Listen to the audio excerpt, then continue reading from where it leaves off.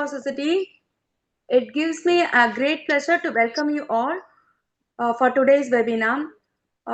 Today we have experts who will give us, who will guide us through abdominal uterine bleeding, which is a theme in perimenopausal period. Today's webinar will be the practical, and we will be having a clinical discussions. And also we have a deeply honored to have with us today our chief guest, Dr. Vaijayanti, as well as guest of honor, Dr. Revati Madam. Before we begin the scientific sessions, we'll start a traditional inaugural evening. I formally welcome our President Premlata Madam to welcome the gathering. Over to you, ma'am. Yeah. Two, I have opened it to just close it.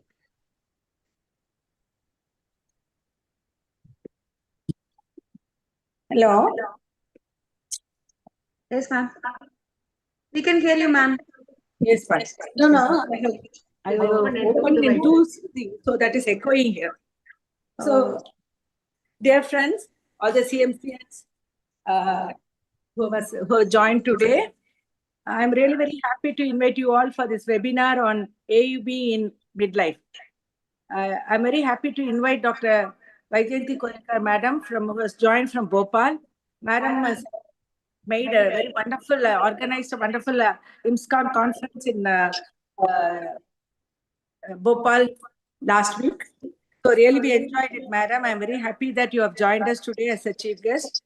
I'm happy to welcome Dr. Revati Janiram, Madam, who was my senior in college, and actually, Madam, you are an inspiration to all. You have been always dynamic, as Madam told, both in academics and in extra activities and all. You are dancing and all. Welcome, Madam. I'm very happy to have you as a guest of honor today with us. So today we have this is a very important topic. We have very common and important topic because, as we all know, AEB once and comes to any age group, it causes lots of difficulty, emotional, physical, and decreases the quality of life. So we have crafted the CME in such a way that everybody will be enjoying and get the maximum information. Thank you. I welcome one and all for this webinar. Over to Dr. Deepa. Thank you, ma'am. So we just next move on to our Tamil Thai Valtu.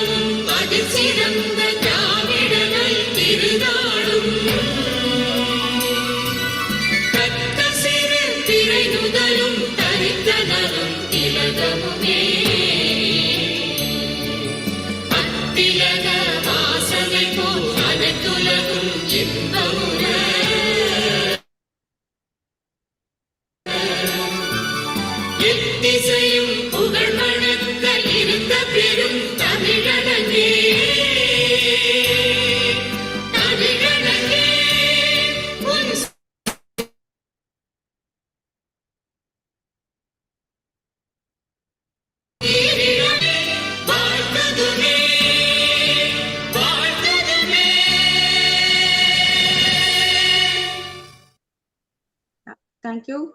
Next, we will move on to the digital lamp lighting.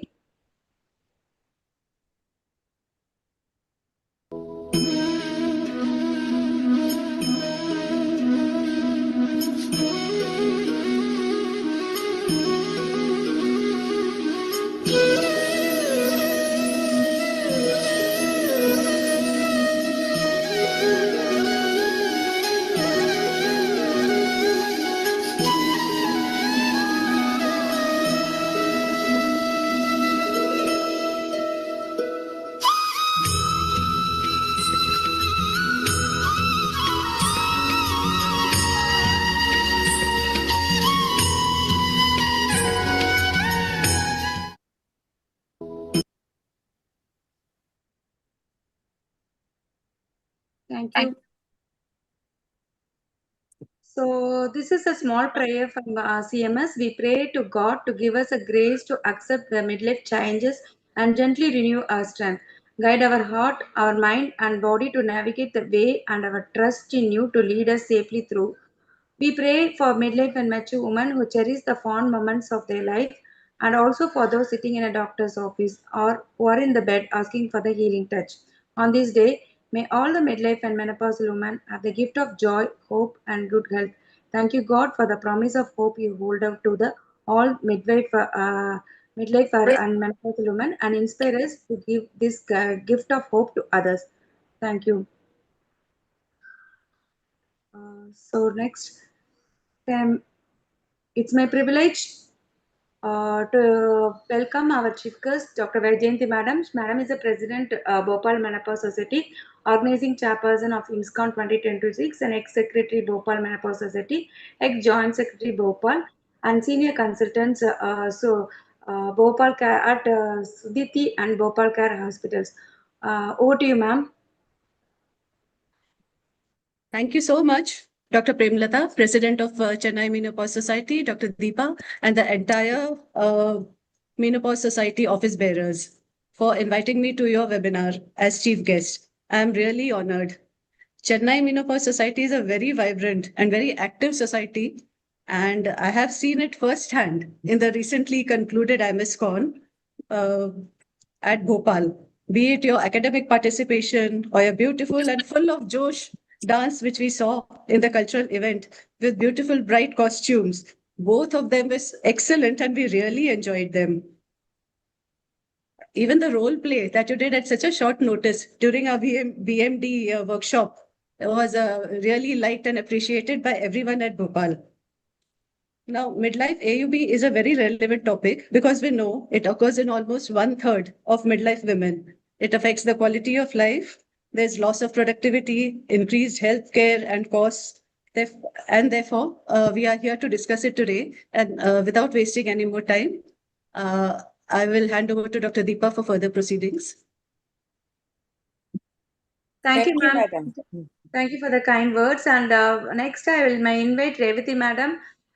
She's from Madam is from Madurai. She is a vice president FOCT South Zone 2016, president TN FOC on 2023.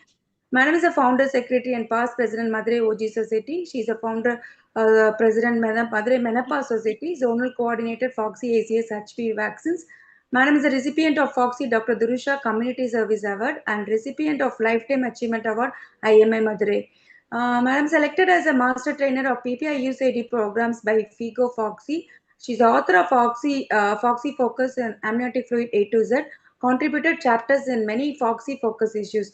She's got a Pride of Foxy Award in November 2019 at Mumbai, Lifetime Achievement Award from Tapizar November 2024, and Academic Excellence Award from Madurai Medical College December 2024. Madam's special interest is Bharatanatyam, columns, and music. Madam, I request Madam to give a few words. Thank you, Dr. Deepa, and thank you, CMS, for inviting me here. And I'm really proud and happy to say that my Madurai students, Dr.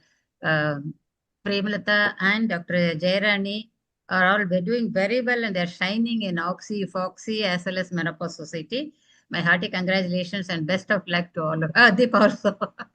Best wishes to you. Blessing. Okay.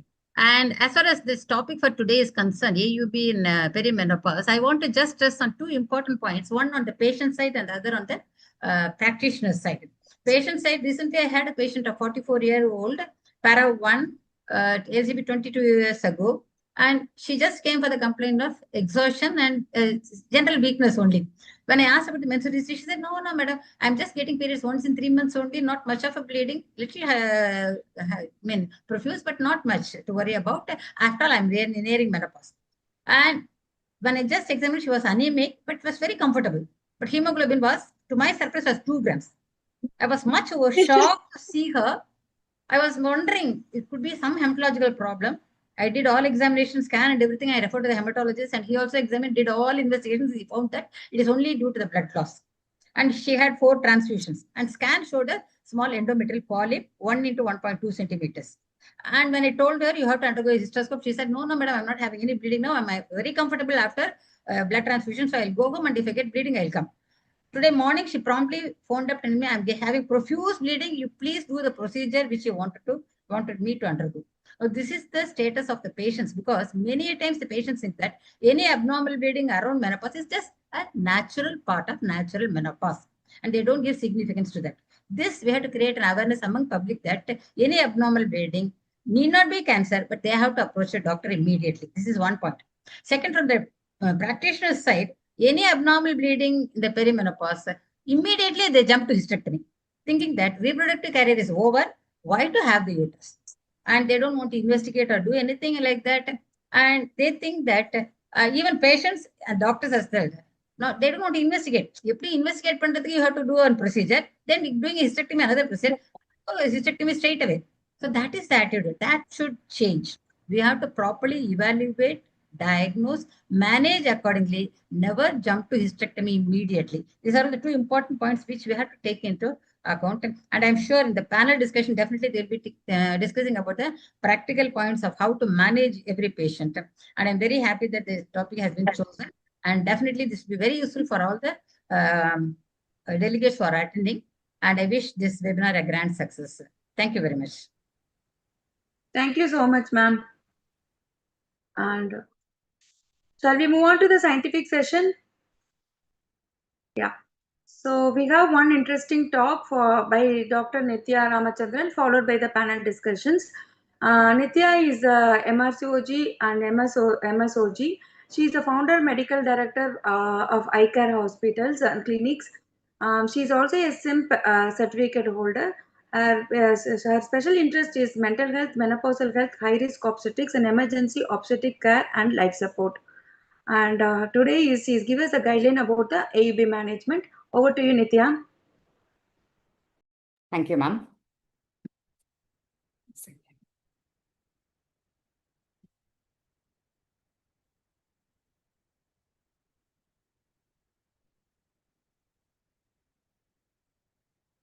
Happy evening, one and all.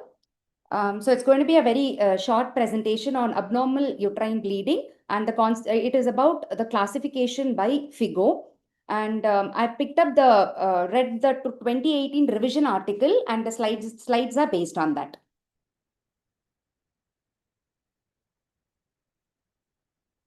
So the burden of abnormal uterine bleeding is about 3 to 30% in the reproductive age group.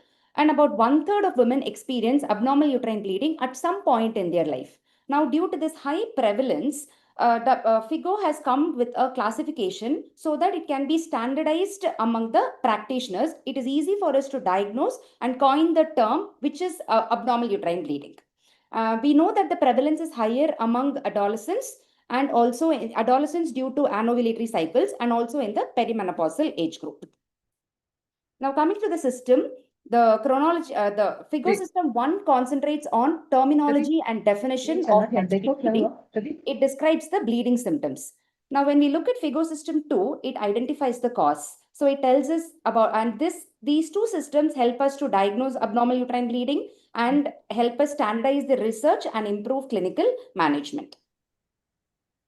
Now, coming to FIGO system, AUB system 1, before we jump into AUB system 1, we should note that this FIGO system was brought about in the year 2011. Though in 2007, Menstrual Disorder Working Group Committee was formed, but there was no classification as such. But it came in the year 2011 about FIGO system 1 and 2, and a revision was brought about in the year 2018. Now, about FIGO system 1, it is used to describe the bleeding pattern. So it considers 4 parameters. The 4 parameters which are assessed are frequency, regularity, duration, and volume. Now, coming to volume, what is heavy menstrual bleeding? As Revati ma'am was telling about the excessive bleeding that the women presented with, though she did not realize it, but still a bleeding that is affecting a quality of life of a woman is called as heavy menstrual bleeding. That is what we define it as HMB. And frequency, normal frequency is between 24 to 38 days. So frequent, less than 24 days is increased frequency, and infrequent is more than 38 days. Regularity means the variation can be between 7 to 9 days. Duration, normal duration is less than 8 days, and prolonged bleeding is more than 8 days. And the terminologies like menorrhagia, menorrhagia, DOP are no longer used. But still, we do find a lot of prescriptions with written terminologies like menorrhagia, metorrhagia. I think it is 2018 revision also, it focuses that we are not supposed to use these terminologies anymore. Now, what is the key difference in AUB System 1 in 2018 is it told us about the clarified definition and ranges of the bleeding patterns, and same parameters were used like 2011, but they were better standardized and standardized based on a population data. The population which they considered evidence was from women between 18 to 45 years. Again, it reinforced recommendations not to use the older terms like DUB, menorrhagia or metorrhagia. Intermenstrual bleeding is better defined and categorized. That is, coming to intermenstrual bleeding, it can be either cyclic or random. Now, when it is cyclic, probably it is the ovulation bleeding that the patient is experiencing, that the woman is experiencing, or it can be, if it is random bleeding, then we can think about polyp or any infection, something like this, or any cervical changes. Hormone-related bleeding, now there is something very important. It introduced the concept of contraceptive-induced bleeding changes, which has gone into the iatrogenic category. The age group data, as I previously said, system is largely based on evidence from 18 to 45-year-old age group. Coming to AUB system 2, we use the palm coin classification. So palm is about the structural causes, and this the other coin is about the non-structural causes. So polyp, adenomyosis, leiomyoma, and malignancy, all of us are very much familiar with this. And the non-structural causes are coagulopathy, ovulatory dysfunction, endometrial, iatrogenic, and not otherwise classified. So whenever we want to diagnose any abnormal uterine bleeding, the FIGO insists that we write the terminologies. So for example, if it is polyp, then we have to mention that it is polyp. Coming to leiomyoma, till 2011, according to 2011 data, we were writing only submucous and others. But now, according to the new 2018 revision guideline, we have to include 0 to 8, the fibroid classification which is being given. So if it is, for example, intramural fibroid, if it is 4, then we are supposed to write that it is 4. Now, this is a recent change which has come from 2018. So we can use more than one terminologies also in the diagnosis. Now, this table will tell us about the 2018 revision. So PalmCoin retained, but it clarified the usage, and it emphasized that more than one category can coexist. Recommendation to develop subclassification for AUB ovulatory disorder. For example, we used to write only AUBO if it is an ovulatory disorder. But now we can write what is the cause. It is whether it is PCO or whether it is a thyroid disorder. And coming to iatrogenic category, it expanded to include therapies that affects the HPO axis. If we are giving any hormones, or if we put a copper T, or if we put a hormonal IUD, then we can tell it as iatrogenic category, which is affecting the hormonal levels. Contraceptive bleeding, it shifted to AUBI category. And the terminology is more clear now. That is, there is standardized form of reporting, AUBP, AUBL. For example, a patient is going from one doctor to another doctor. If we all use the same terminology, then I think it is easier for us to communicate with our own fraternity and also to explain to the patient. And the new entities have been added, that is recognition entities like isthmocele and AV malformation under AUB not classified. And about notation, FIGO AUB notation, AUB may have multiple contributing causes. So multi-category notation is what is used. System modeled after WHO organized. For example, like TNM staging, we use this PalmCoin category. So full notation includes, for example, the patient has submucous fibroid. Then you can write it as L1 and submucous. And if there is an ovulatory cause, then we write O and we write there. For example, if it is PCO or if it is thyroid, we can write it over there. And abbreviated notation can be used in clinical practice. So to conclude, AUB1 system and AUB2 system is very important, and it is made communication between doctors very simple. And I think all of us have to start writing, though most of us do not use the term menorrhagia and metorrhagia or DUB. So I think completely, if there is a change, then all of us should be aware about it, and we have to start using AUB notation as told by FIGO. Thank you. Thank you, everyone.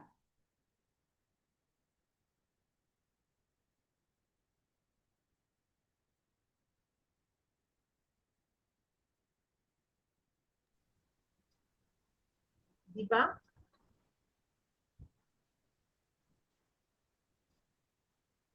I'm done, ma'am. It was a very comprehensive and well explained classification. Well done. Thank you, ma'am.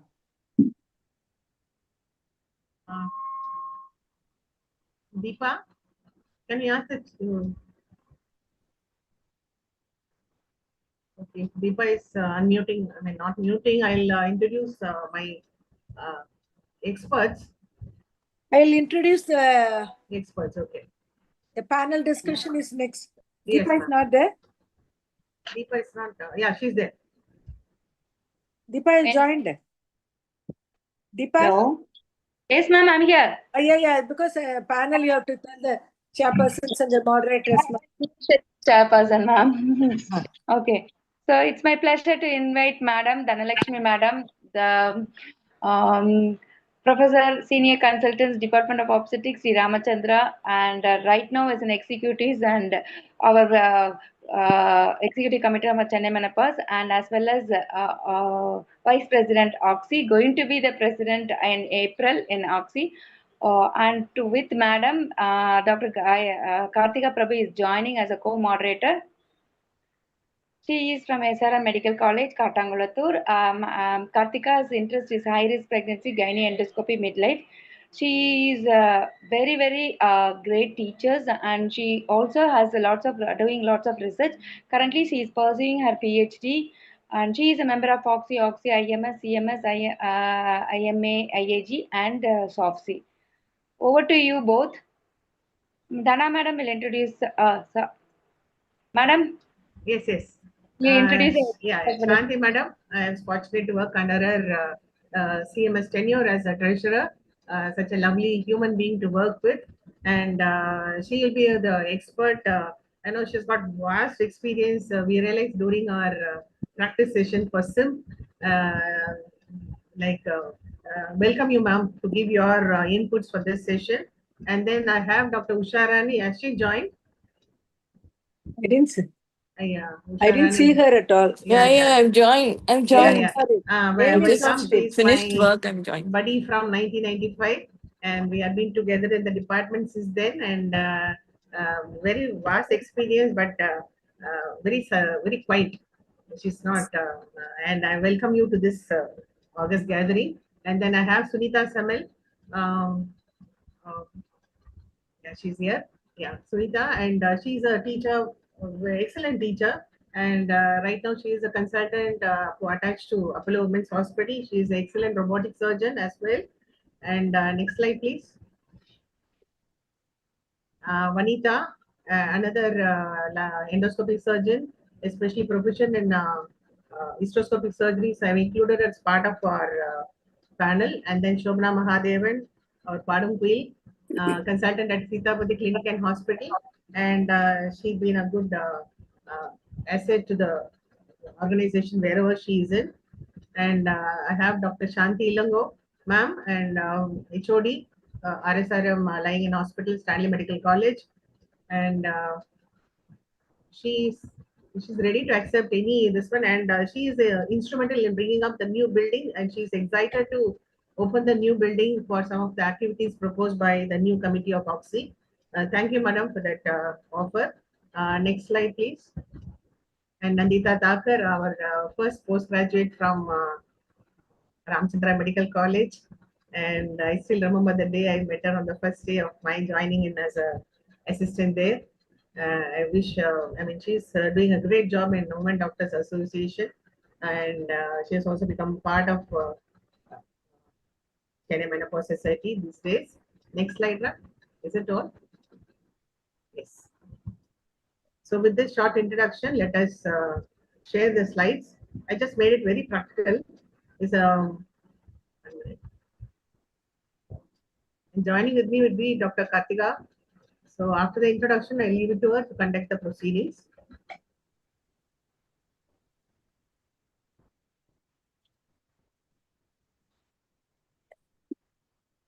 As promised, I invite our first experts, Dr. Shanti ma'am and Dr. Usha Rani, and also my panelists.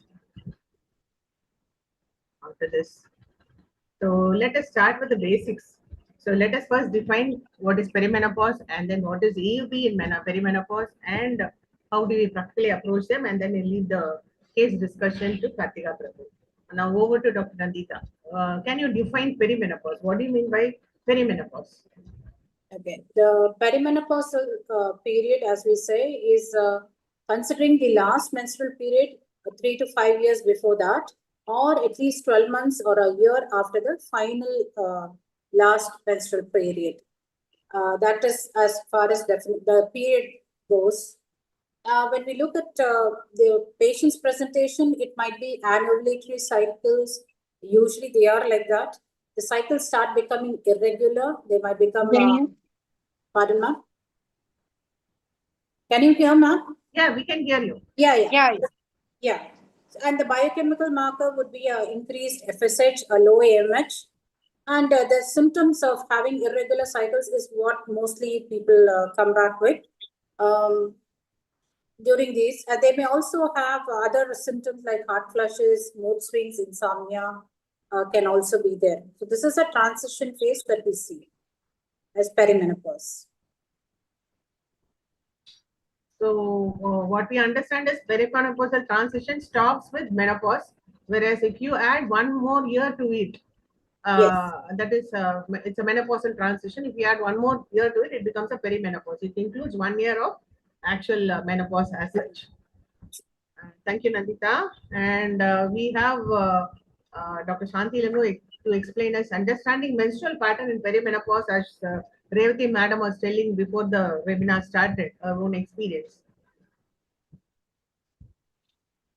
Dr. Good Shanti evening madam. Good evening, ma'am. Good evening to one and all. I'm so happy to be a part of this session among all my teachers, colleagues, my dear friends. We have chosen a very good topic for discussion today. To understand the menstrual pattern in perimenopause, the changes in the duration and frequency of menstrual cycle are considered as normal at perimenopause. Am I audible? Saniti, somebody help me. Can you mute everybody else? Basic day for them. Can you mute everybody else? Muted. Yeah, thank you. Can I continue? Yes, ma'am. Yes. It has to be differentiated from abnormal uterine bleeding. So, bleeding irregularities may be sudden cessation of bleeding in 12%, or reduced bleeding, as per the new terminologies, oligomenorrhea or hypomenorrhea in 70%, whereas abnormal bleeding happens like menorrhagia, metrorrhagia, and hypomenorrhea in 18% of women. So these new terminologies should be brought into practice. And once we talk about abnormal uterine bleeding or heavy menstrual bleeding, there may be different spectrum of presentation, like it may be heavier than the usual bleeding, that is more than 80 ml, or prolonged bleeding, which is more than 7 days, menses, menstrual loss, more often than there is polymenorrhea, there is less than 3 weeks duration, or bleeding or spotting in between menses, or even postcoital bleeding. So now comes the definition of what is heavy menstrual bleeding.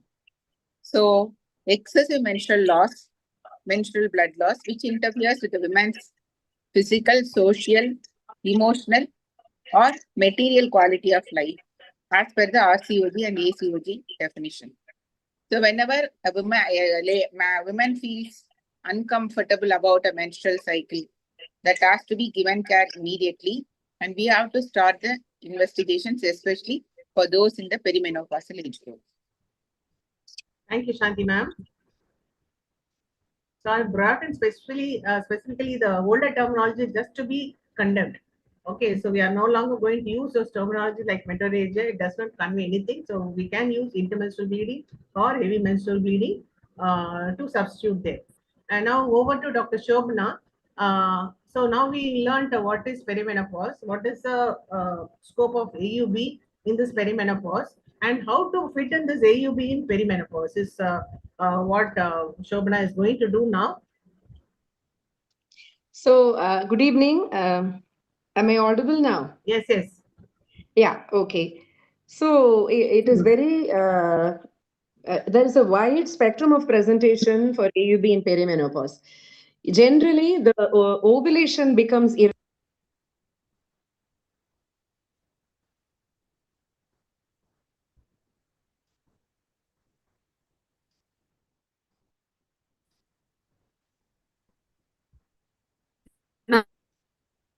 Ma'am, you're not audible. You are not audible, Shobna. actually, can I be unmuted? Yeah, you are already unmuted. We are able to hear you now. You are able to hear me now? Okay, Yeah, yeah. okay. So there can be a host of other symptoms that goes along with the menstrual irregularity, which are typical menopausal symptoms. The common physical symptoms are vaginal dryness and hot flushes, night sweats. But there are also very intangible symptoms such as fatigue and mental brain fog, as they call it, concentration abilities decrease, loss of, the ability to recall is not there, and other physical symptoms such as bloating, cramping, and all that. All these point towards AUB. Along with AUB, if they also have these symptoms, that we can kind of understand they are going through perimenopause. And heavy bleeding is goes hand in hand with infrequent as well as frequent periods. So, how do we know that they are going through perimenopause? Actually, hormone levels are very unpredictable. A lot of times, patients kind of demand that we do FSH and other hormone levels.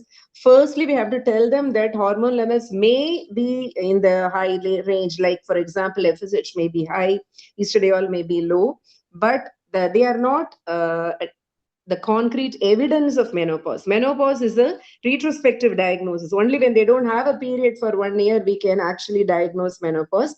And therefore, going by the age, the pattern of bleeding, and the combination of other symptoms, we can understand that they are going through menopause. But it is a good pointer. Doing FSH and estradiol levels may be a pointer towards somebody going through perimenopause.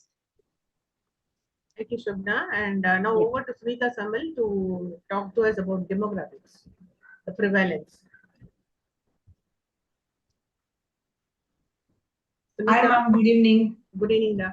Yeah. So if you see this AUB prevalent, then it can affect from the any age group, like starting from adolescent abnormal uterine bleeding till the postmenopausal period. It is a wide spectrum of the disease, and altogether it can affect almost 9 to 15% of the cases from the adolescent till the menopause, and the worldwide incidence is around 10 to 20%. And if you see India, it is around, like one study shows, it is around 17 to 18% the incidence. And in the OPD, I think many of you have experienced the almost 20, like 1/4 of the patient they comes with the the most important symptoms is the abnormal uterine bleeding, and it increases with the age. You will see from the adolescent also it's very common, and the perimenopausal age group, it is almost 50% of the cases, women around the perimenopause they develop with So, what is the impact of this AUB this on bleeding. quality of I life? think when you do a hysterectomy also, the almost part of the causes. Yeah. So when the bleeding happens, first of all, the woman feels very discomfort because of the heavy bleeding and daily changing so many pads, and that is a very important thing which is feels as discomfort. And objectively, it can present with anemia, and then there is they don't go to their routine work, and the profession also hampered. And many patients they go into depression. I remember I had one patient. She went into depression because of this bleeding, and nothing worked out for her. And she told, no, you do hysterectomy for me because I cannot tolerate this bleeding. So this is very, very important. The mental well-being also, it also affects a lot because of this heavy bleeding. So, just to kind of There are make two us clear. mostly. There is acute and the a chronic AUB. So acute means when there is a one episodes of sudden episode of heavy menstrual bleeding, it happens.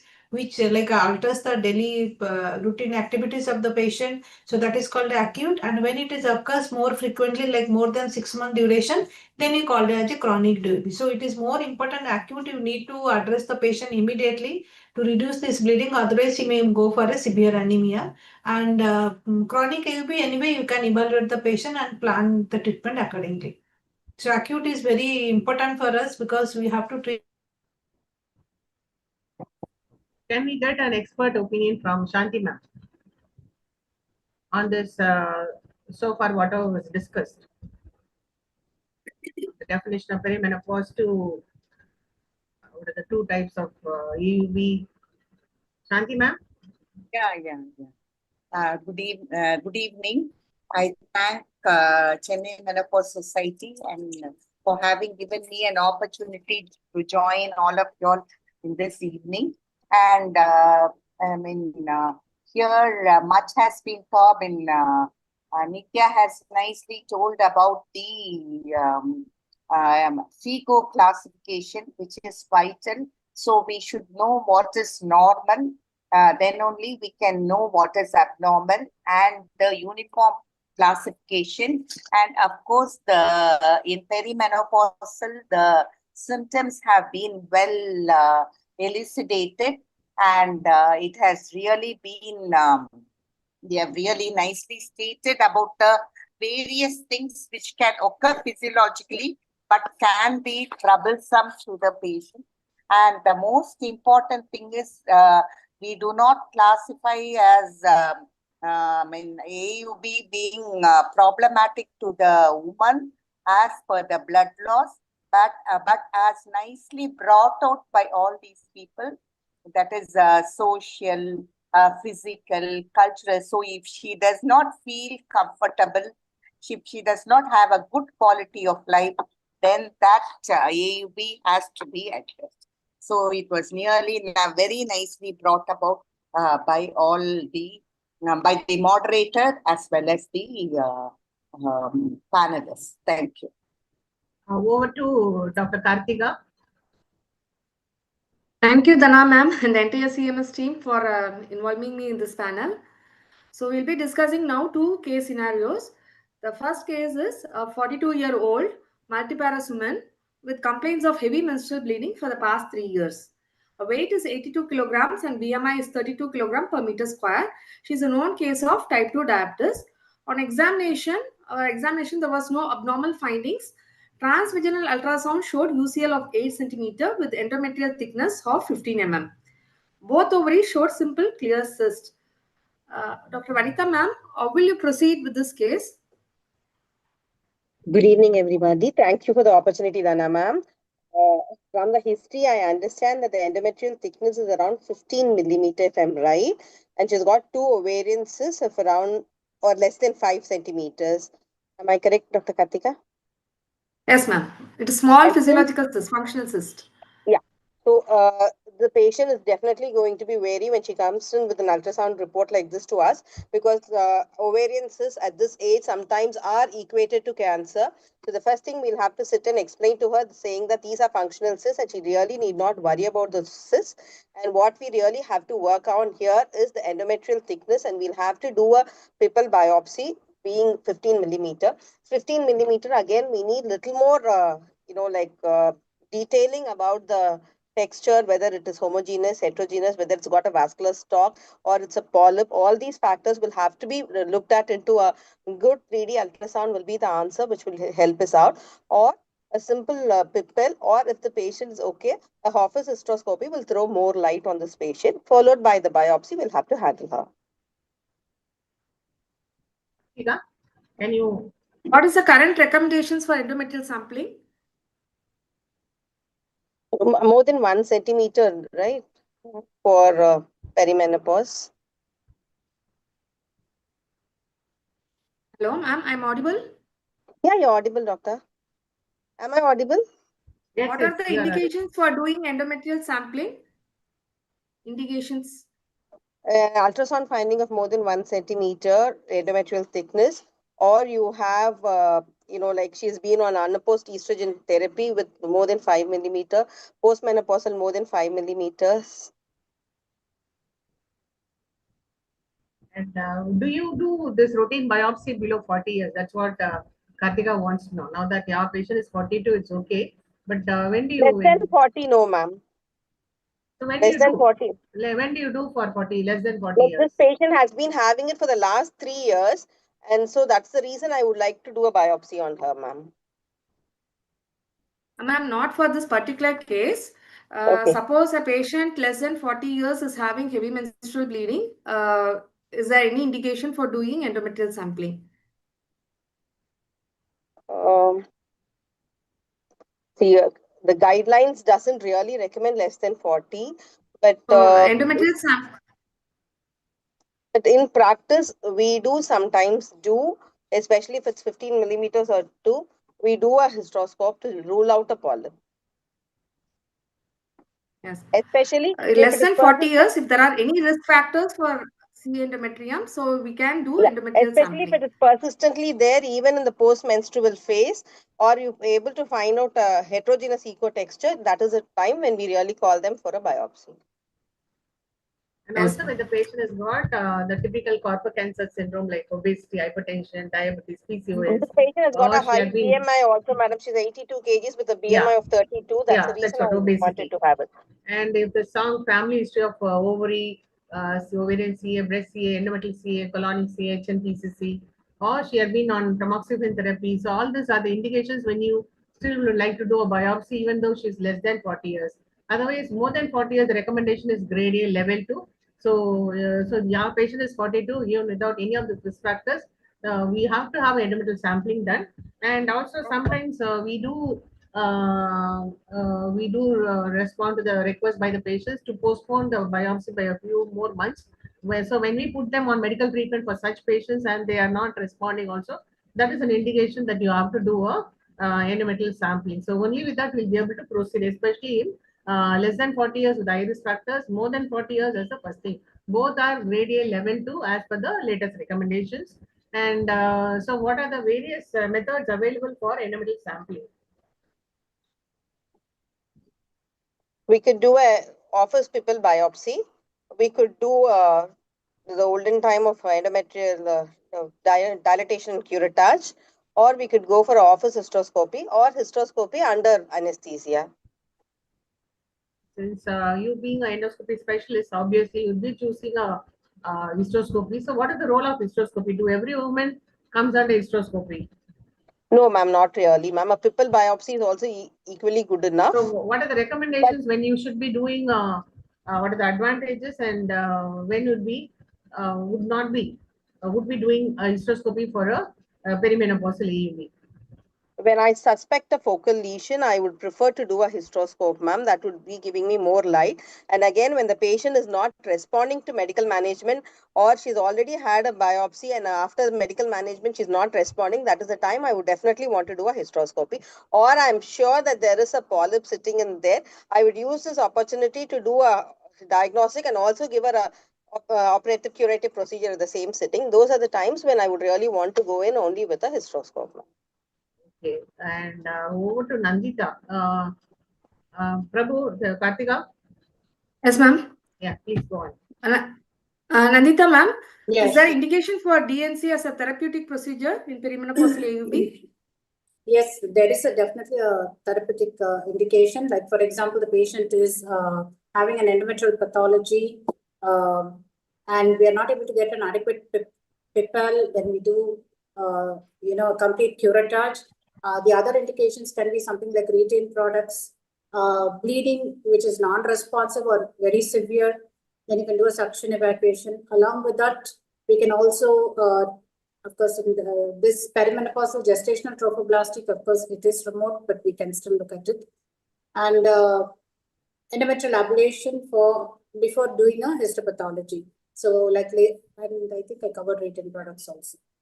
Polyps. What are all the complications you will expect when you do a DNC? Okay, the complications can be immediate or mild can be cramping, spotting, and all that. More severe can be perforation, infection, injury to cervix can be there, and Asherman's it can cause post-procedure thing. Of course, anesthesia-related complications can also be present in DNC as a therapeutic procedure.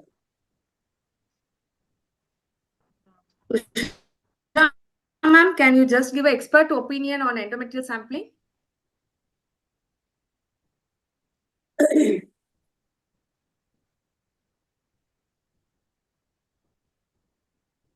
Usha, ma'am? Hello, Usha. Yeah. That was actually a very intense and in-depth discussion about the case. I think all aspects have been covered well. Mm. Less than 40, definitely we see if the endometrium is too thick or a polyp is there, we would like to put an hysteroscope. Depends upon the transvaginal ultrasound, what it shows. Above 40, if you have a patient is not responding, then definitely it will help as a therapeutic curettage when you do a curettage. Office hysteroscopy without anesthesia, I don't know. I don't have much experience. Most of the time here we give anesthesia and then we do a complete procedure. It was well discussed. I think all aspects have been done well.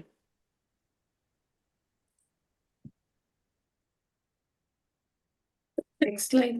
In a properly chosen case like Paris woman, where we give a little bit of Zytotec for priming, we can always choose our patient for office hysteroscopy, ma'am. And a little bit of paracervical block comes in handy because we don't touch the patient's cervix. We go in through the vaginoscopic method. That helps us to negotiate and go in easily, ma'am. And we use only a 2.9 mm scope with only the inflow sheath. We don't use the outflow sheath. And the trick is to finish the procedure within 3 minutes to max 5 minutes and come out, ma'am. Usha, I wanted to actually explain this. Many a times we get this inadequate sample. So actually, this slide was mainly put for you to explain what we do practically. I would like to add my experience. Last Yes, ma'am. week, we had a patient, the same perimenopausal AUB, referred from outside, who has underwent hysteroscopic biopsy, after which she developed severe pain, and she had mild spotting throughout. She was investigated, and the biopsy was also suspicious, so we have posted her for laparoscopic hysterectomy. She had no previous surgery, previous to normal deliveries. On putting the main port itself, there was a omental patch along with mesentery, which was hanging below the umbilicus. We were thinking that it may be because of the sterilization or something like that. But once I touched, there was blood releasing the adhesion. The blood was pouring, which was unlikely. And I could see some hemoperitoneum also. Then, without any cautery, we just pulled. It was a mesenteric patch which was traumatized. Actually, the findings were very interesting. This particular person has underwent hysteroscopy, in which it was perforated left lateral side, posterior aspect, close to the uterine artery. The perforation happened, and the hysteroscopy has passed into the abdominal cavity, to the mesentery, and they hitched to the anterior abdominal wall. So within a week's time, it was all accidental finding during the surgery, total laparoscopic hysterectomy. And the thing is, whatever complication holds good for dilatation and curettage, that also happens with hysteroscopy. So we have to use with caution and with adequate training, I hope. Thank you. If I Thank may you, add, Vanita ma'am, for your experience. just considering the perforation risk in hysteroscopy.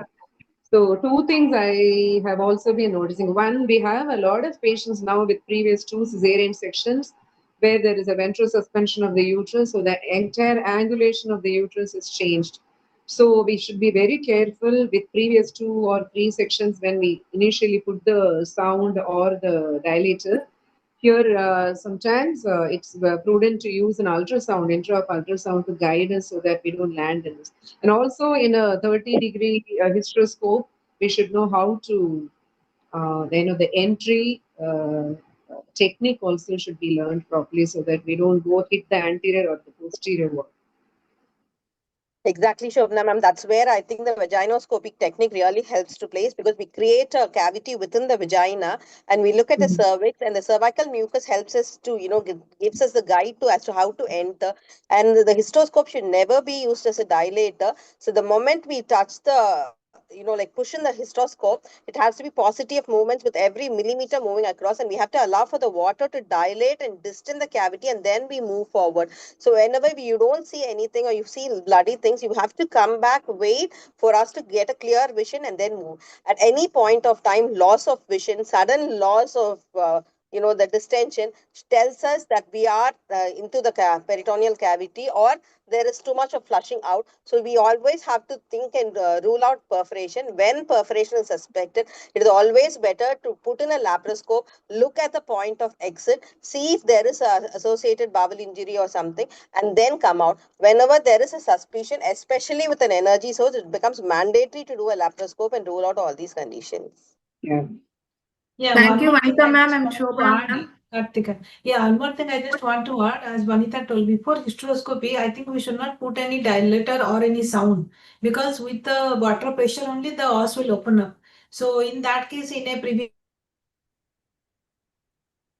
So, if you have a very narrow 2.9 hysteroscope, you don't need any dilator or receiving like even uterus sound. is yeah, yes. And many people they put first one sound and then they put the hysteroscope. I think you would show that practice should not be done. Exactly, ma'am. The first thing that enters the cavity should be the Yeah. distension medium. That should create the distension, followed by Yes. the light. It's Yes. always water from above and light from below, and taking the best advantage of the oval shape of the Betoki system to enter helps us the best way.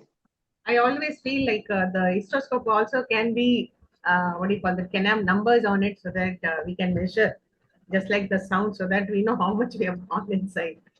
It's simple thing, no? If they can put that, what do you call that, bright ones and the dull shades The alternatively, like a graduation is probe. what you're asking us, no? Graduations, yeah, just like dull and bright graduations, what they put for a general probe, they can have it on histoscope. But I always think like, no, in the end only we're able to measure the uterocervical length in hysteroscopy, because we don't, when we are not putting the sound first. Especially when we are And doing it for pre-IVF, you always calculate the fundus to cervix and the cervical canal length, so that they'll be able to drop the embryo at the right point. For those yeah, cases, that they especially do we do it that. with ultrasound guidance, so that shouldn't be a problem. And if Dr. Usharani is Measuring there, the Dr. length of the Usharani is uterus. there, Dr. Usharani. Yes, sir, I'm here. Yeah, yes, yeah, with all our efforts, sometimes we get this a report from a pathology department, inadequate sample. Hmm. So what do you do after that? Inadequate sample can happen when you're trying to do when we do a pipple biopsy. With hysteroscopy, very unlikely that we'll get an inaccessible sample. And this can happen only if there is a large polyp and you're trying to do a pipple aspiration, thinking it is endometrium, then you will not get adequate sample. So hysteroscopy would be best in order to identify whatever Sometimes on materials. his, And sometimes on if the ultrasound is available, and if the ultrasound thickness is large and your pupil is not giving anything, definitely there could be a polyp inside. Kartika, Yes, ma'am. yeah, can you complete the slide? So whenever there is an inadequate sample, when we are doing endometrial aspiration, we have to reassess again the ultrasound. So if we have a normal ultrasound findings, no need for rebiopsy. But if the ultrasound findings are suspicious, then you have to do rebiopsy. As madam told, histoscopy would be a better choice. So we can get insufficient sample when we do endometrial sampling in the post-menstrual phase, or if the endometrium is going to be atrophic, hypoestrogenic state, and when the patient is having prolonged bleeding, that time we may not get adequate endometrial sample. So ultrasound will help us to know whether we have to do rebiopsy or not. on Next. hysteroscopy also, sometimes if the endometrium is atrophic and we see some patchy areas, we have suspicion, those areas, what we can do is we can gently manipulate our scissors inside, create a fluffy layer of endometrium, and then use a biopsy forceps. That time that will be more protective. Thank you, ma'am. So this patient histopathology report came as endometrial hyperplasia without atypia. Shanti ma'am, can you just elaborate us on the histopathological features and the recent classification of endometrial hyperplasia? Yes.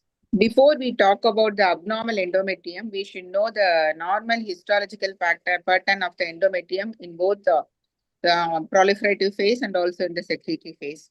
If you actually see the endometrial pattern, you will see the full pinkish stroma with dot-like nuclei and ducts. This is scattered. Most of the ducts will be of the equal shape and size. That is a normal histopathology.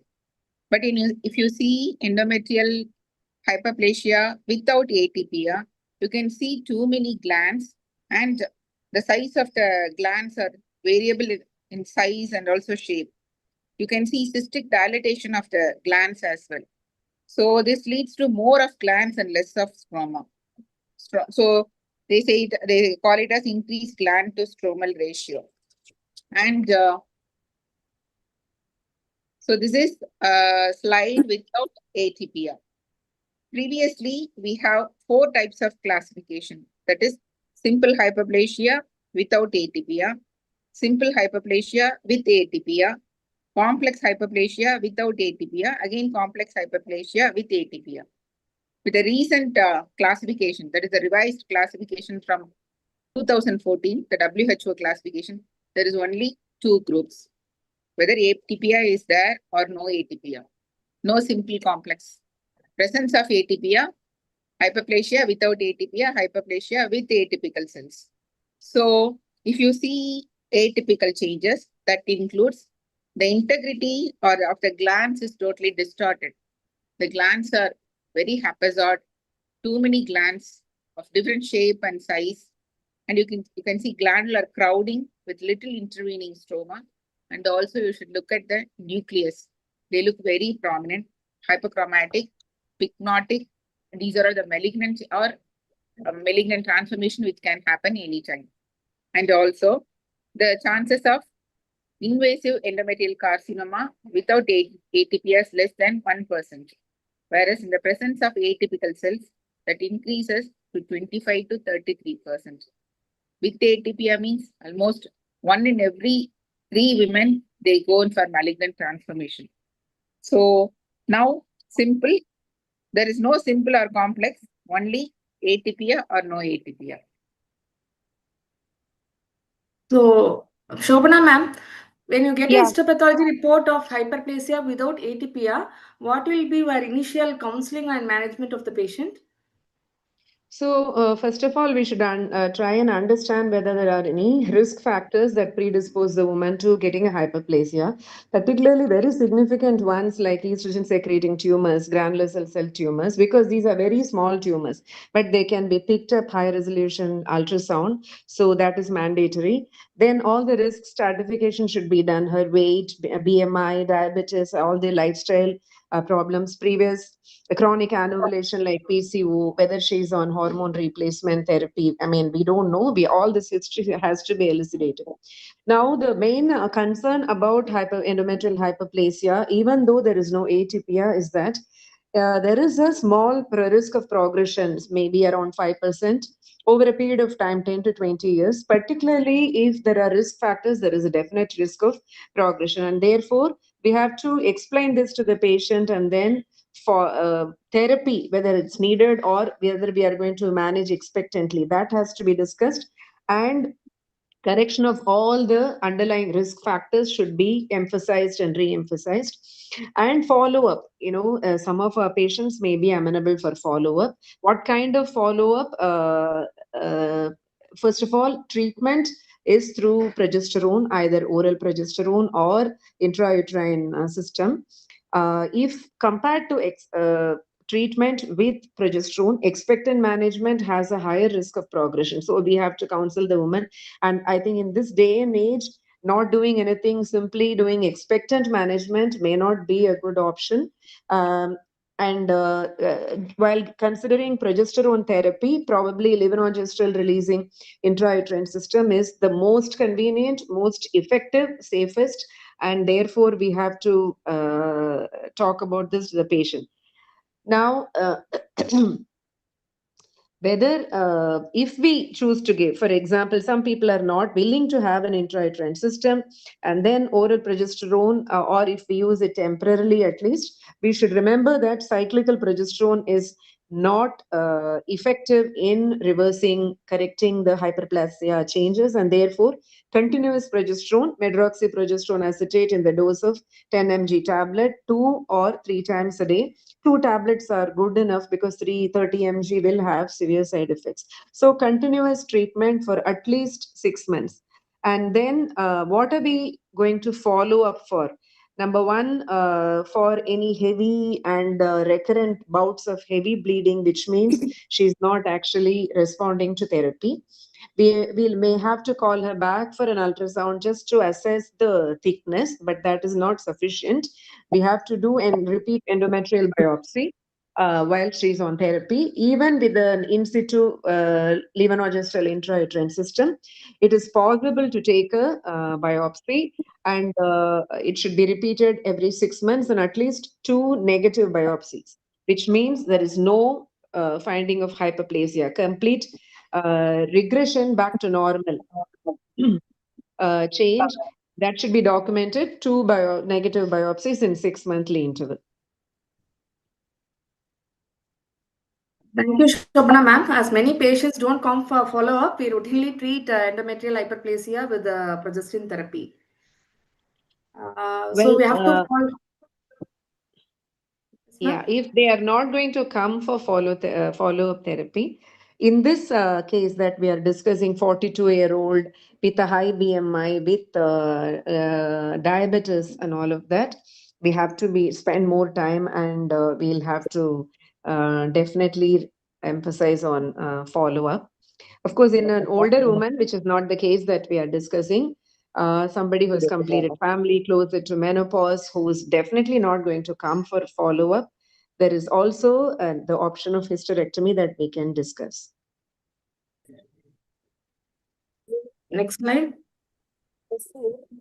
Dr. Sunita, would you like to add on to her version?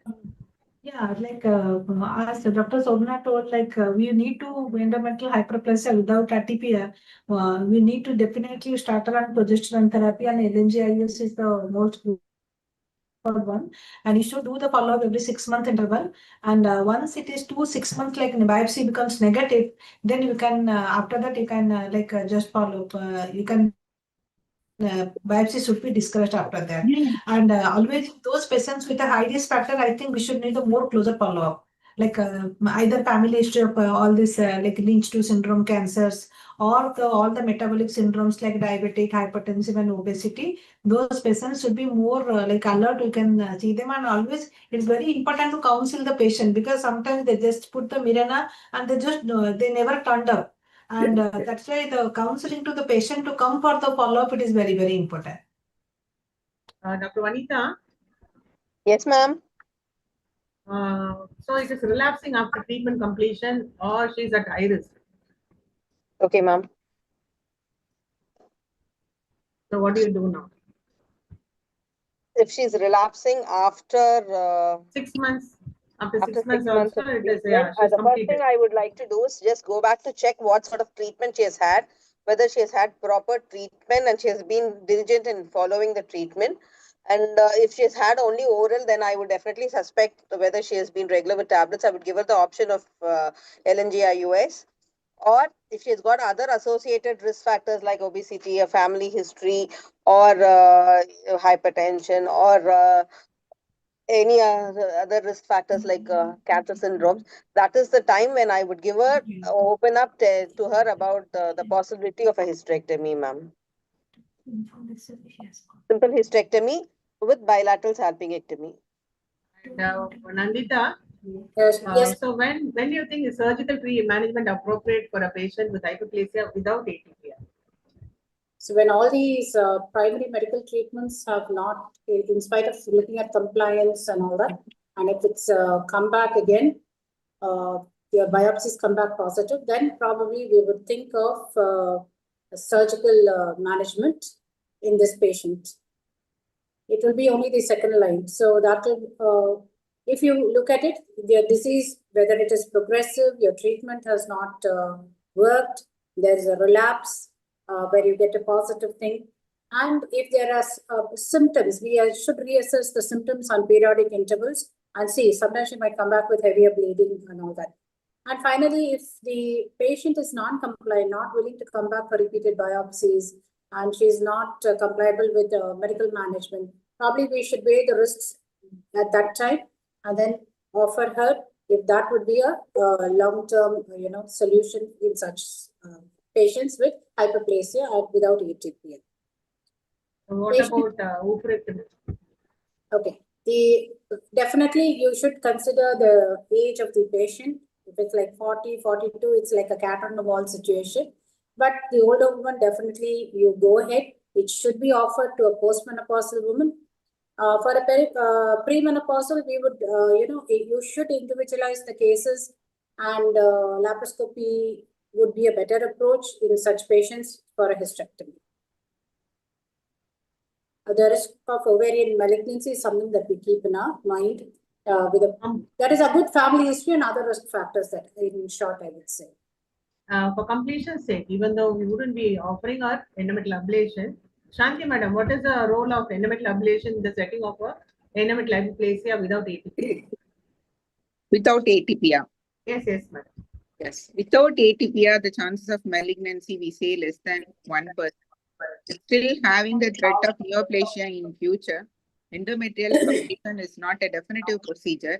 In this procedure, we may tend to miss part of the endometrium, which can go for transformation in future. So other reason being, first one is it's not a definitive procedure, and complete removal of the endometrium cannot be ensured once we have completed such procedure. And in future, if you need to do a follow-up, getting a sampling after ablation, it's a scar tissue, it will not be that easy. So we are not sure whether when we are not taking the endometrium completely means in these cases, it is not a good choice of management. Thank you, ma'am. So suppose it is like a 12B movie.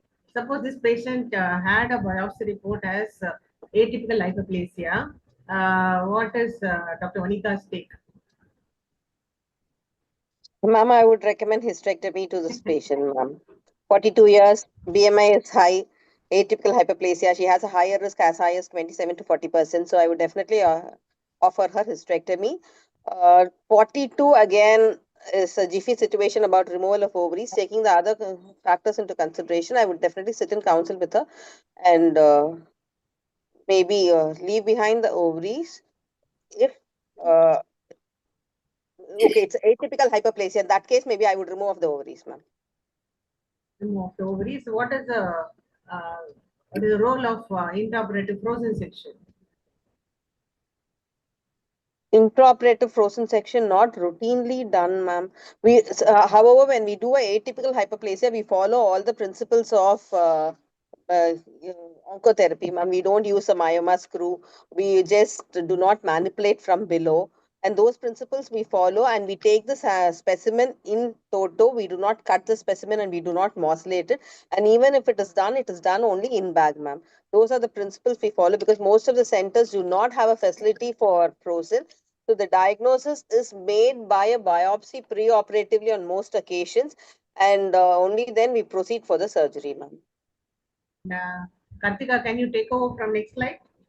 Can I just add add one a word point on at that? Sorry. I would like to highlight some point at this. Recently, there was a medico-legal case for a lady who has underwent hysterectomy. They have got the consent for hysterectomy alone, not for the removal of ovary. So they have filed a case, and you could not substantiate also. When you get the consent for surgery in such cases, we can get the consent for both EAH and for the removal of ovary. But we can explain to them if the ovary appears normal or in case we feel like leaving, we'll leave it. Because for not removing, again, we are in a difficult situation in these cases. If you don't remove with the good intention of saving the ovary, future they get some simple cyst or anything, they come back to us and blame us. So before we do anything, we have to explain to the patient and put it in written form before we proceed will be the safer thing for us to practice, I believe. Thank you. And I also would add to the discussion that it is best to do endometrial lipase with the ATPR. It's better to go in for an MRI because even though literature says 30%, 25 to 30% associated endometrial CA, in our study in Ramchandra, we found they were around 62% were associated with endometrial carcinoma in the final specimen. People who had, the women who had endometrial lipase with the ATPR in histoscopy or regular people biopsy, they turned out to have a malignancy in the final final hysterectomy specimen. So that was as high as 62%. So we have learned a bitter lesson. So we started doing MRI for the last several years. Anytime we get an endometrial lipase with ATPR, because the concurrent malignancy is so high that we tend to miss it. And recently, 2 weeks back, we did a young patient, just 38 years, but then MRI picked up a small lesion, very, very small lesion. But the MRI, Dr. Rajeshwar was very sure about the malignant nature of the lesion. He said, "Madam, go ahead and do a onco surgery and not a regular surgery." So it turned out to be a endometrioid carcinoma of grade 1. So MRI is a must whenever you see a. That's what I feel. Endometrial hyperplasia with ATPI, even though we have not brought that into discussion. Now coming to Nandita's, it's Nandita's domain, and we will leave it to her. Recently, we are seeing a lot of cases, infertile patients with endometrial hyperplasia. Nandita ma'am, if such a patient, how to manage? Okay, if she is endometrial hyperplasia, first we should tackle that issue. Then we try to reverse the process by adding a long-term progesterone like an LNG-IUS or oral medication. Repeat the biopsy, and if the biopsies come back negative, at least one sample, the woman should be directed towards conceiving. ASAP should be the ideal if we can get that in the waiting period of the 3 months or 6 months reversal time we're within the. We also ask her to do lifestyle modification because commonly it is seen in women with PCO and those sort of things. Assisted reproduction, yes, because she would be an older woman that we are discussing in perimenopausal. So ART would be the option given as first. And avoid the simpler ones. It's not that she can't conceive, but the percentage of success is lesser.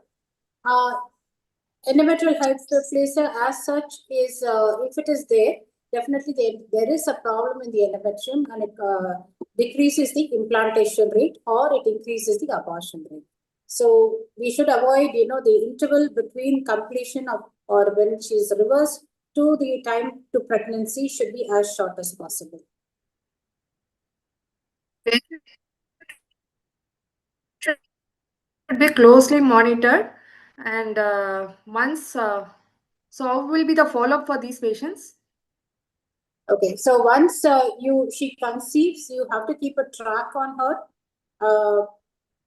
her antenatal visits and all that, and we just keep a track on, if there are any new symptoms of bleeding and all that. We cannot do much. If she crosses the period of viability, probably an early delivery. Otherwise, if she's not, in early thing, we have to weigh the pros and cons, whether there is a developing progressive type of pathology, and take a call on the pregnancy.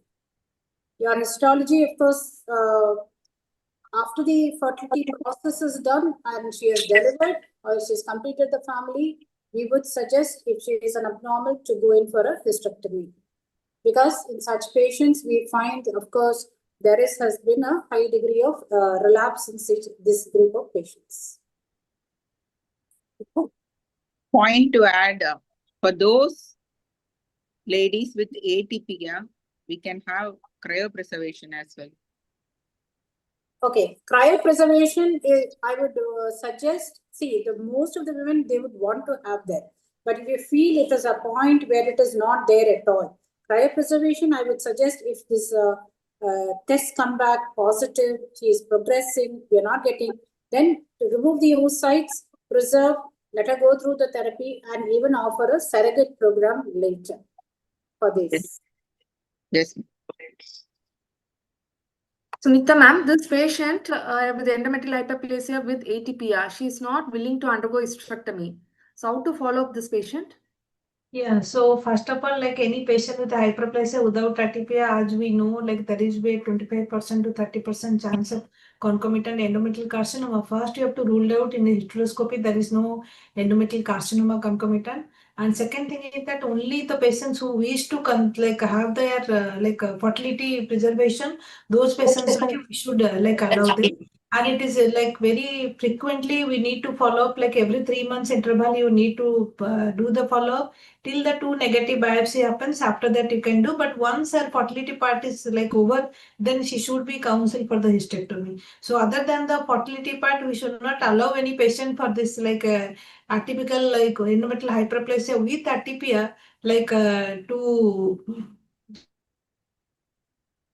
just like that to avoid the surgery. And even if after explaining everything patient once, then we should tell the patient she need a very closer follow up like every 3 months interval. Shanti ma'am and Usha ma'am can some of the clinical give us recommendations. for valuable expert opinion regarding this. Yeah, the only thing that I wanted to add on is the role of frozen we were discussing. Frozen for endometrium is not at all applicable. Yes, ma'am. Yes, because they would ask for the entire specimen. We have to have a invasion of the endometrium into the myometrium for them to diagnose further. So frozen, no, not much of a role for endometrium. As Dana had added, definitely an MRI picks up very sensitive, very good. If you're suspecting any kind of an invasion into the endometrial disc. And you also have this endometrial intraepithelial neoplasia,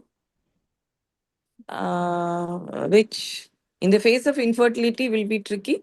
But if there is no infertility issues, we can proceed with a hysterectomy. Yeah.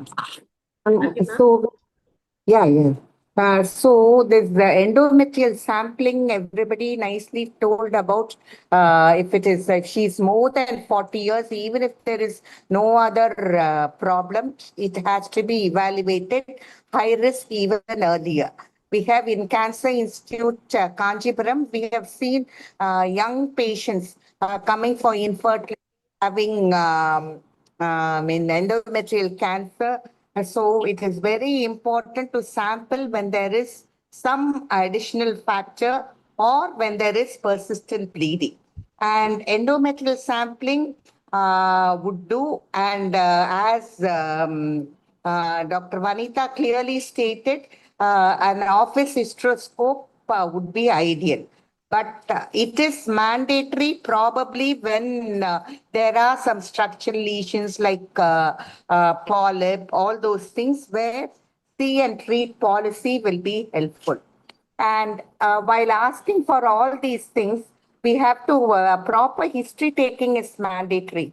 Family history of Lynch syndrome, so some ovarian tumor in others, endometrial cancer. So all that is very, very important. And for an atypical hyperplasia, I probably would not advise ovary removal of ovaries in this 42-year-old unless she has some family history suggestive of Lynch syndrome or BRCA like that. Otherwise, I will not be doing.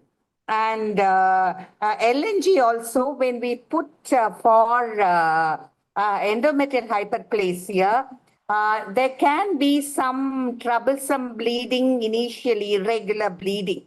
So all that immediately we also start panicking whether something else is there. So we should really convince ourselves it is endometrial hyperplasia and then put LNGIUS, because before becoming amenorrheic earlier, they might have irregular bleeding. And sampling, although so many times only in situ we sample, on and off it becomes a bit difficult, especially a person who has not had a vaginal delivery. Sometimes with this, we find it difficult, but somehow we manage. But then it is not that easy as everybody says. When we follow these patients, sometimes we find it difficult.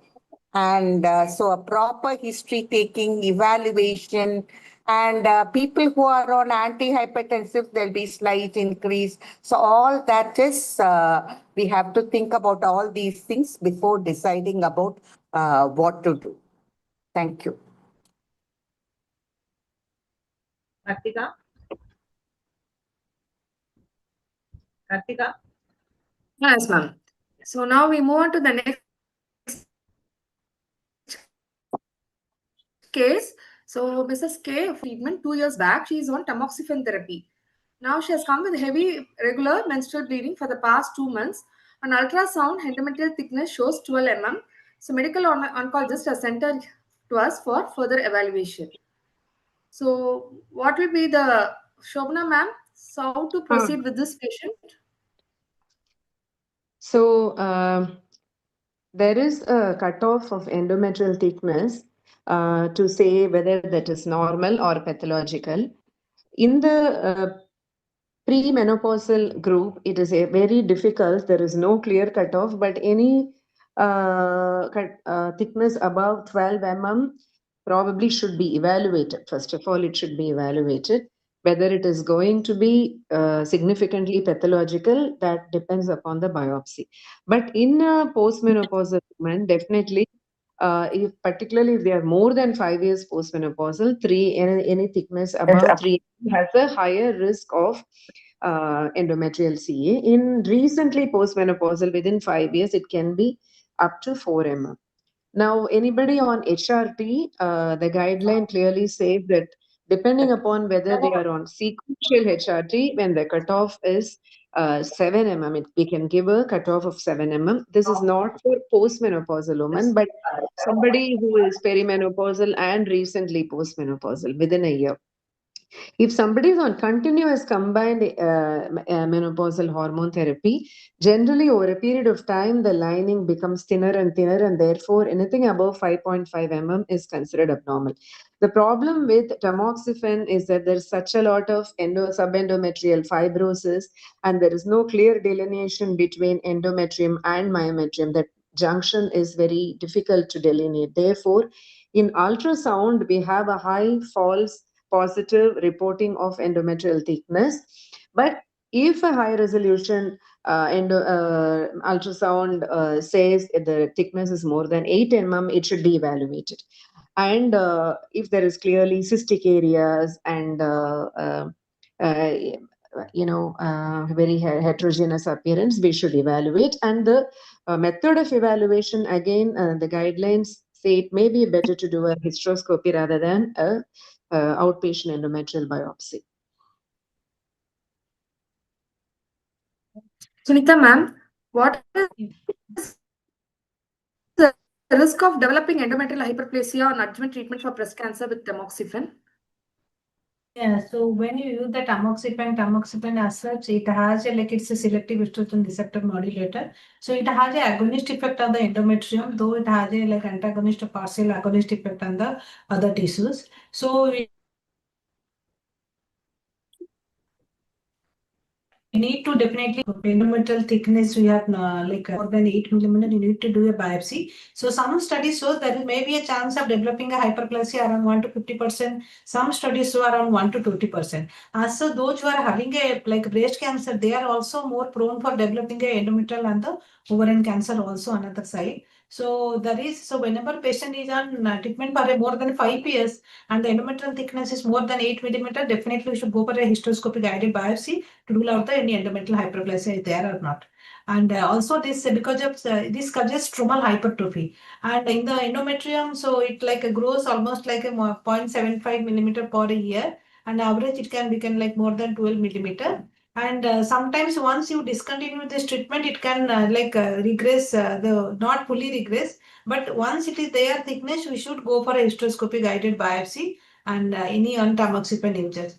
And compared to the non-users, they are having a high risk of developing the endometrial hyperplasia, those patients were with the tamoxifen. And there is a 25% of chance they can develop endometrial hyperplasia with atypia with the tamoxifen uses.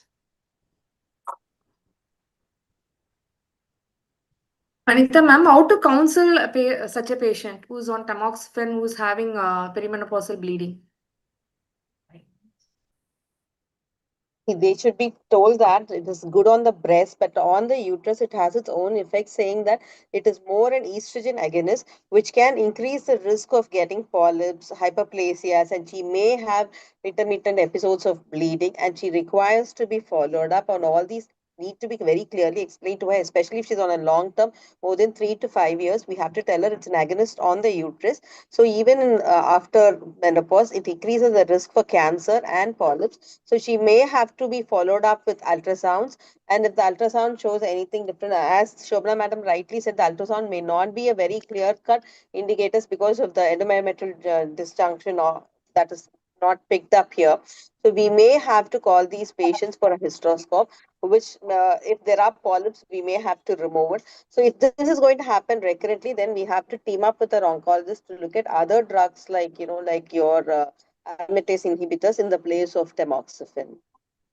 So first and foremost, anything which is going to happen with regard to the menstrual cycle, if she's going to have any abnormal vaginal bleeding, or she's going to have a like intermenstrual spotting, or she's going to have a reddish streak, she should report to us immediately. And apart from that, a 6 monthly ultrasound to measure the endometrial thickness also will throw light on these patients. When she comes to the oncologist, they can also make it a routine to do a USG pelvis, a simple transvaginal ultrasound. If something is picked up, they can always send them to us. Nandita ma'am, can we use prophylactic progestogen therapy for It's these the word patients? prophylactic, yes. It can be taken because we know tamoxifen has got effect on the endometrium. It allows the endometrium to grow. We will find a thickened endometrium or a bleeding in such patients. So if you say it would act as a local protective agent, I would say, when we use it in women who are on tamoxifen with breast cancer. Though there are guidelines which they do not say it should be routinely given. So there are, varied thoughts on this. We don't have very clear guidelines that it would, it has to be done in such group of women. What I would, how, hello? How should We we? can hear you. Yeah. No, sorry. The signal was it was showing weak signal. That's why I just take. Yeah. Dana, Yes, ma'am. I think we have to go for quiz after that. Okay. No quiz, madam, today. No quiz, sir. Okay, ஆமா, okay. madam. அதான் madam. அதான் நிதானமா பண்ணுங்க. Yeah, so basically after we, if we are finding women with endometrial hyperplasia, showing atypia, those who are on tamoxifen, we need to do a biopsy, confirm, look at the type of, look at the type of the histology that we do get in this group. And then probably if there is a hyperplasia with atypia and all that, we need to further work with the onco group and see how to go about it further. We'll have to consult the oncologist who's treating the woman for a breast cancer. Yes. So we'll have a joint discussion and then we decide whether to. Shanti ma'am, and yeah, and we request the experts to throw their experiences on this particular topic: tamoxifen, endometrial hyperplasia, and breast cancer. Yeah. Breast cancer, I mean, although we say that estrogen is the primary initiator, and then now subsequent studies talk about progesterone being the incriminating agent for both breast cancer as well as for thrombosis. And now, yet again, we are getting papers which say that progesterone is not that harmful. But as of now, a woman with a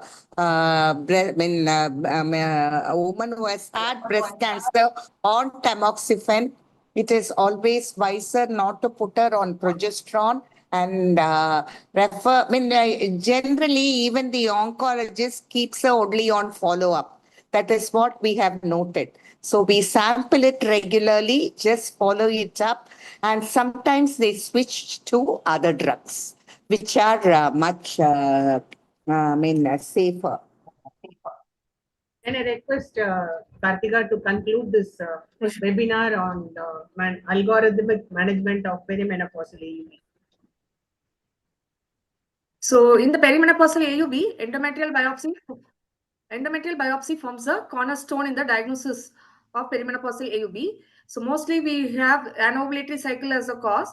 So if proliferative phase endometrium, we can give cyclical progesterone therapy. If still patient is not responding to our treatment, then we have to reassess and look for any structural abnormalities. If there is structural abnormalities, then you have to go for hysteroscopy and manage accordingly. Suppose patient is having hyperplasia without atypia, then you have to go first line of management will be LNG IUS. So suppose patient is not opting for that, then you have to give continuous progestogen, either medroxyprogesterone acetate or migestrol acetate. We have to repeat the endometrial biopsy once in 6 months. So if the hyperplasia is regressing, we can continue the medical management. If the hyperplasia persists, then she has to go for hysterectomy. So if there is atypical hyperplasia, the first choice is hysterectomy. Preserving the ovary depends upon the age and the other risk factors. And suppose if fertility is an issue, we have to counsel the patient appropriately. If carcinoma endometrium is a histopathology report, then you have to discuss with the gynae oncologist and then plan the treatment accordingly. And we, all of us from this panel, thank the organizers for giving us a chance to voice out our views and opinions on very important topic, perimenopausal AUB. I thank Premlata Madam and the team for including us as part of their CMA. Thank you, ma'am. It was a very interactive session. All the panelists have given very valuable inputs.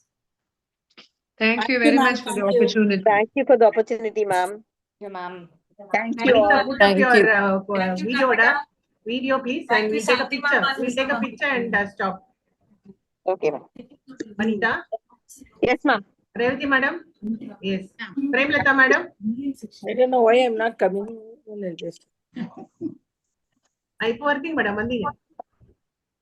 Okay. Yes, Dana, Aditi? it is a very nice panel and the discussion was very fruitful. Nice. Thank you. Yeah, it was really a very nice panel, very informative. Even I was listening to it the whole time. Very good. Thank you, ma'am. Well done, madam. Chennai Menopause Congratulations. Society. Very good. Thank you, So madam. very- Thank you, madam. So well Thank you, curated. madam, Dr. Revati, madam. All for information this covered. So to Right, see please. Beautiful. webinar, Photo? madam. Yes. So Saiti has nice. taken a photo? Yes, Saiti? ma'am. Thank you. Thank you. Thank you, ma'am. So Thank nice. you. Thank you. So See you next CME. And invite all of you to OxyCon 2026, which is going to happen from 24th to 26th of April. And also to the CMS South Zone Conference in July. Deepa, just a small vote of thanks. Yeah, it's my duty, ma'am. It's my pleasant duty to propose the vote of thanks. First and foremost, I express my sincere gratitude to our chief guest, Vaijayanti madam, and my heartfelt thanks to guest of honor, Dr. Revati Janaki Raman madam. I extend my special thanks to all faculty and experts, ma'am, and very heartfelt thank you to Dana madam and the panelists and the experts, Dr. Shanti madam and Premlata madam. So small note about the quiz, due to time constraints, it could not be converted into Google Forms. So I will just display the Google Form quiz in the WhatsApp group, Chennai Menopause Society groups. Finally, I thank all the delegates and colleagues for your enthusiastic and participation. Thank And you I so wish to place on record the excellent work done by Dr. Nitya Ramachandran. She made it very simple, the complex subject very simple, through a very simple slides. She made it very understandable. Yeah. So thank you all once again and have a pleasant night. Thank you. Good night. Bye. Thank you, Deepa. Good day to you. Thanks. Thank you, ma'am. Thank you, everyone.